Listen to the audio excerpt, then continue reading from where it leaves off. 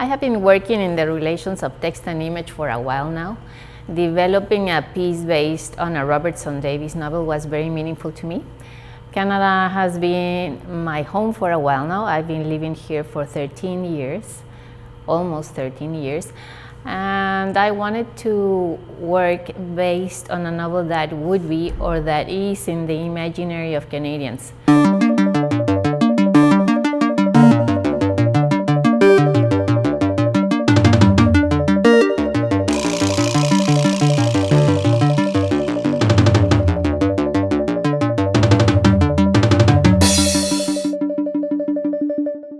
The Stone in the Snowball is an installation based on the first scene of The Fifth Business by Robertson Davies. And in this scene, there's a boy who throws a snowball to another kid who kneels down, and for this reason, the snowball accidentally hits a pregnant woman. What we read is the development of events from the perspective of the boy who kneeled and who, for this reason, takes responsibility from now on the way in which the events developed.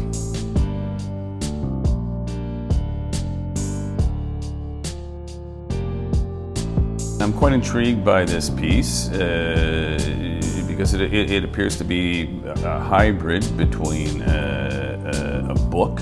It's a fold-out accordion display with a video element. My name is David Liss. I'm a curator here in Toronto, also an artist. I'm currently an adjunct curator at the Museum of Contemporary Art Toronto and a programmer and curator at Arsenal Toronto. This is Stone in the Snowball. So it brings together two mediums that we wouldn't often associate with each other. Okay, well, my name is Ximena Berecochea, and I'm the director of YYZ Artist Outlet. We're a non-profit artist-run center here in downtown Toronto, and we're very happy to host the work of Ximena Berecochea. This piece has been a great success for us in that it's located in our window space, which is highly visible from the courtyard and from the hallway. And it's also presented in the window, so there's an intimacy to it. It is a book scale object, really, with this tale that unfolds inspired by Robertson Davies' iconic Canadian novel, The Fifth Business. Davies was greatly interested in Jungian psychology, and for this piece I take from Jung's notion or concept of synchronicity, which is so powerful in the novel.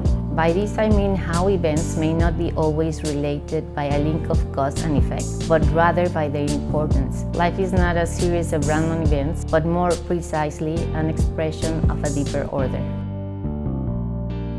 Basically, we specialize in creating animated content, but for these projection mapping techniques. What we love is that you get a chance, no matter how big or small, you get a chance to tell stories with light, which is super interesting, and it has like a quality to transform the space. Ximena invited me to participate in this project about a very interesting story that she wanted to tell with using her photographs and projection mapping techniques, so it was really interesting. I decided to use digital mapping, first of all because I've always been interested in different ways of representation and how each form has its own particularities and ways of communicating. Working on this project has been super interesting, changing the format from an architectural point of view to a very intimate, more really close kind of storytelling. The video figures move across the page in a very, I think it's a cinematic experience as well. So once again, you have this contrast between mediums. You know, a book presented as a cinematic experience. I think there's a really, and also given the scale of it, I think there's an almost, it's poetic, it's almost magical too. It feels like a fairy tale. Ximena was really inspired by the work of Hieronymus Bosch, trying to find like because there's like a certain part of, you could say, like a feeling of nonsense or frustration or something that this cycle that you can't stop and you can't really do anything about it. No, so there's people stuck in these never-ending cycles, and we wanted to explore that and play with these silhouettes that will be doing these loops of actions that some of them had sense with the story, but some others not. And that's for the viewer to find out, like, see who do you relate to, what each one is telling. So it was really interesting from that point of view as well. In my installation, I delve into how things happen and how they are connected one to the other. Of course, we always imagine that we can control our experiences, but we even know through art, through dreams, and through our lives that really it's all about how we move and negotiate and the actions that we take. And there is some, laws, if you will, of cause and effect. And there are unseen forces that help to shape and define who we are. There were certain limitations with this kind of project. The space was very limited. The resolution that we had to work with was very limited, so that's why in our research we had to work with really defined shapes. At the same time, these kind of limitations also like the way where things can work best, no?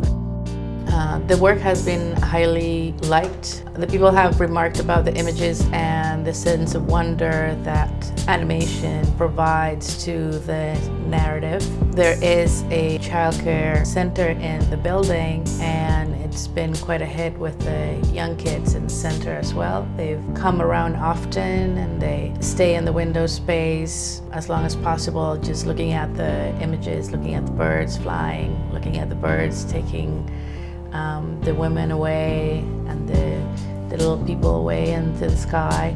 I think people of all ages really appreciate the sense of magic and the sense of whimsy in the work. And so I think the work is about. I think for the artist, it's about how part of the construction of her identity now that she is still transitioning, or now that she's been living in Canada.